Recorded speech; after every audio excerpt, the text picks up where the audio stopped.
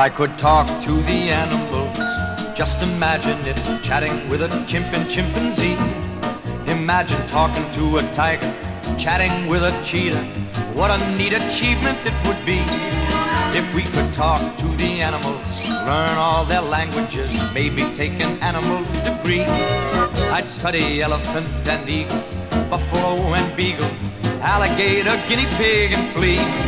I would converse in polar bear and python, and I would curse in fluent kangaroo. If people ask me, can you speak rhinoceros? I'd say, of course, can't you? If I conferred with our furry friends, man to animal, think of the amazing repartee.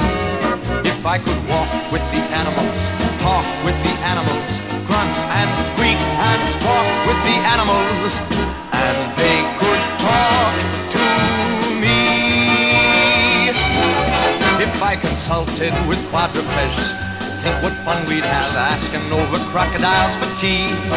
Or maybe lunch with 2 or 3 lions, walruses and sea lions. What a lovely place the world would be if I spoke slang to orangutans. The advantages, why any fool on earth could plainly see. Discussing Eastern art and dramas with intellectual llamas, that's a big step forward, you'll agree. I'd learn to speak in antelope and turtle, and my Pekingese would be extremely good.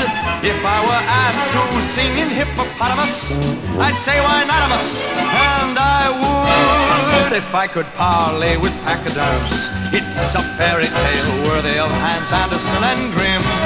A man who walks with the animals and talks with the animals, grunts and squeaks and squawks with the animals, and they could talk to him. Let me hear him talk.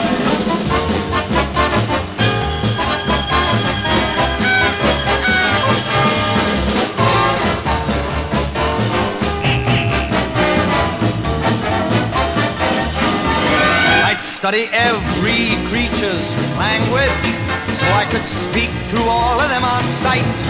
If friends said, can he talk in crab or maybe pelican, you'd say like hell he can, and you'd be right. And if you just stop and think of it, ain't no doubt of it, I'm gonna win a place in history. If I could walk with the animals, talk with the animals, grunt, squeak, squawk with the animals, and they could squeak and